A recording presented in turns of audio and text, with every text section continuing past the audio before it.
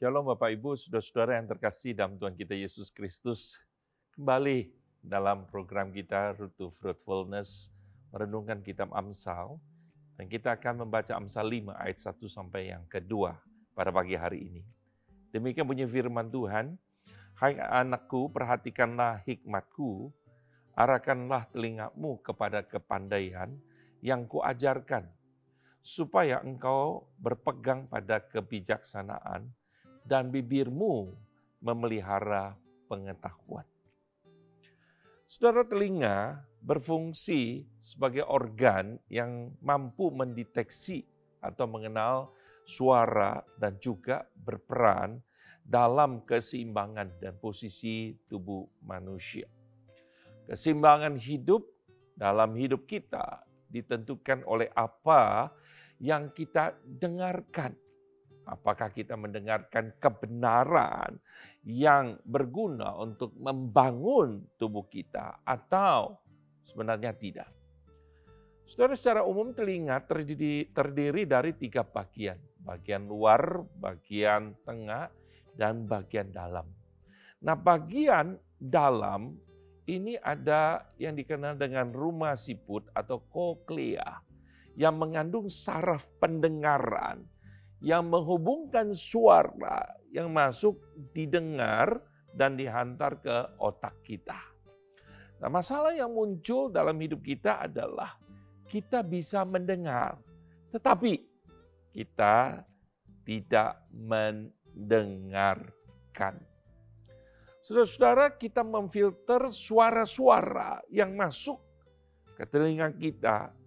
Yang kita mau dengarkan, kita bisa terima, tetapi yang kita tidak mau dengar, maka kita tolak. Kita hanya mendengar, tetapi tidak mendengarkan. Penulis Amsal mengingatkan kita bahwa telinga kita harus diarahkan kepada kepandaian. Saudara, apa maksudnya?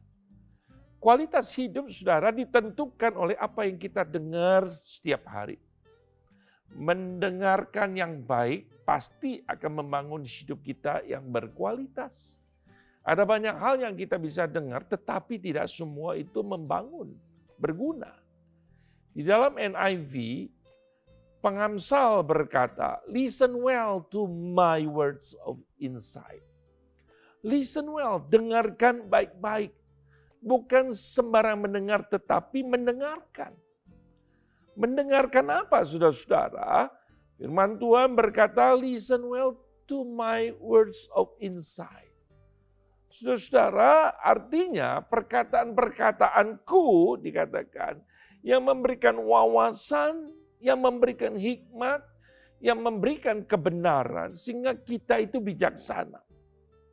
Saudara-saudara, mendengarkan kebenaran Tuhan itu berguna membangun diri kita sendiri dan juga membangun orang lain. Mendengarkan kebenaran Tuhan membuat hati kita itu damai dan juga membuat kita bijaksana dalam keputusan kita. Dan juga menjaga bibir kita daripada kejahatan. Itu sebabnya penulis Amsal memberikan prinsip yang sangat mendasar.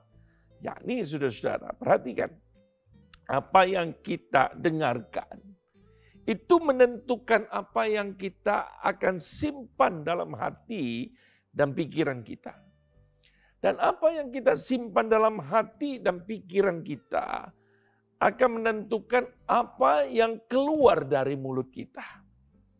Dan saudara-saudara, apa yang kita katakan yang keluar dari mulut kita, itu akan didengarkan oleh telinga orang lain.